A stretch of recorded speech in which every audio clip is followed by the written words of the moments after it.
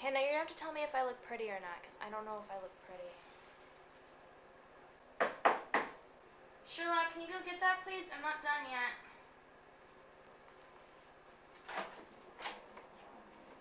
Hi, Sherlock.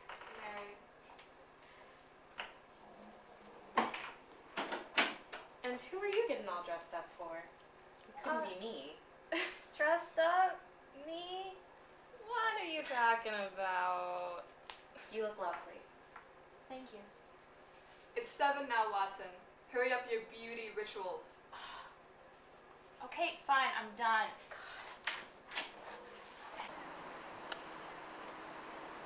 So, did you know that 55,700 people are injured in jewelry-related accidents every year? Or at least injured enough that they have to go to see a doctor. People can be dumb. People can be super dumb.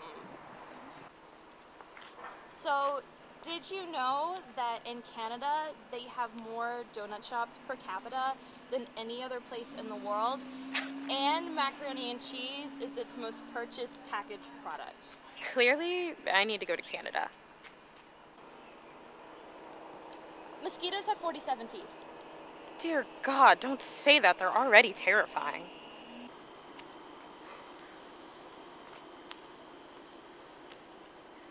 Ah, Miss Marston? It's a pleasure to finally meet you. I'm Thaddeus Sholto. And these must be your friends, I presume? Yes, these are my friends, Jamie Watson and Sherlock Holmes. The Honorable Miss Holmes. I've heard so much about you.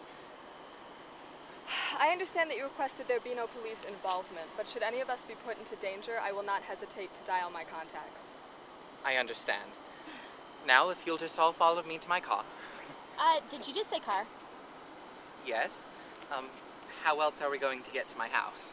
Well, guys, this has been really fun, but I'm going to leave now. It was nice hanging out with you. I don't do cars. She was in an accident. It was very stupid. I was getting our lunches out of a cooler. You were practically standing in the back seat of a Chevy Sonic. The other person hit us. And yet you don't seem to comprehend how you broke your shoulder. Girls! Girls, stop! You are acting like children. Jamie, you will get in this car. And Sherlock, you will not taunt Jamie. I would never. Right. Jamie, what can we do to make this more comfortable for you? Back row, middle seat. That can be done. Right? Preferably Yes. blindfolded with a Xanax. That's more difficult.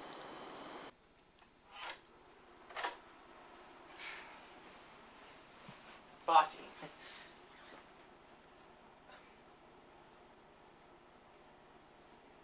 You brought 3 people here? 3? I barely wanted you to bring 1. I doubted she would show up if I asked her to arrive by herself. I mean, I figured she would bring the letter straight to the police if I did. Because, you know, telling someone to meet an unknown person alone is super creepy.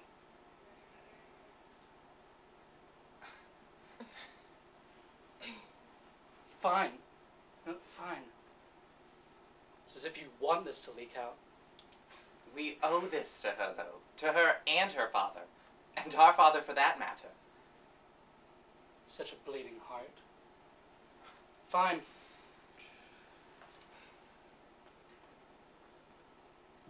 Hi. Why is she filming this? You're letting her film this? It's just for Sherlock's records. And my sister, it's definitely not going out on the internet. How dare you suggest such a thing? Jamie. If it's for Miss Holmes's files, I see no reason for Miss Watson to end her filming. Fine. You know what? You know what? I'm livid. I'm fine. No. I'm perfectly okay with this leaking out to every news source in town. Barty, calm down. There's literally 2 news stations. So, Miss Moulston, tell me what you know about your father's life before he disappeared. Well, after he was released from duty, he and my mother agreed to a divorce. And then he got a job that required him to travel a lot. But he always made it home for the holidays. Which is why my mother and I were so worried when we didn't hear from him around Christmas time. the missing persons report was filed in January. Then I assume you probably didn't know that your father worked for our father, Major John Sholto. They knew each other in the military, and our father quickly employed him upon his release from duty. I may have, but I doubt it. I was only 6. Look, let's just skip this nonsense. Basically, our fathers and their 2 friends discovered this treasure. And basically, they wrote a contract stating that whoever found it would share it with the other 3. They each returned home and said that none of them found it.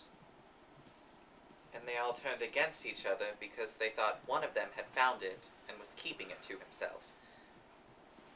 Your father went into hiding. He's alive? We don't know. We've grown up on the story of this treasure, and our father always thought your father had it. But when I looked you up, I could tell you weren't exactly living the high life, which meant either your father wasn't sharing the wealth with his family, or he didn't have it. Good deduction. What are you doing? Just looking. Continue the story. I eventually started to send you payments to make up for what my father cost you. That's very kind of you. Where is your father now? He's dead. He died 2 years ago. I'm so sorry. Someone has to be.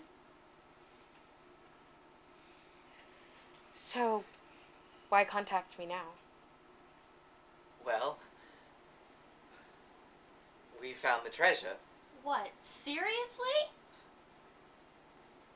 4 men signed the contract. 2 of them are confirmed dead. 1 of them is missing. And the other one we haven't been able to find. Last we heard, he was an investment banker in Chicago. His son came to us the other day with the safe that had the treasure in it. Of course, he kept the key for insurance, but we can show you the safe. Because we can't find your father, by default, his share goes to you, his only daughter. Okay, this is a lot to take in. How much is the treasure worth? Your share would be around 1 million. Holy crap.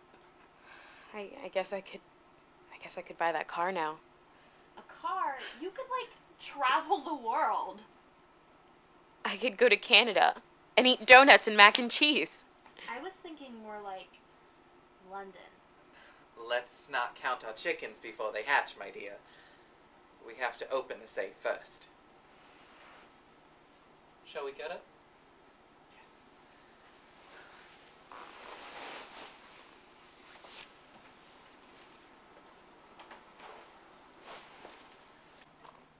$1 million.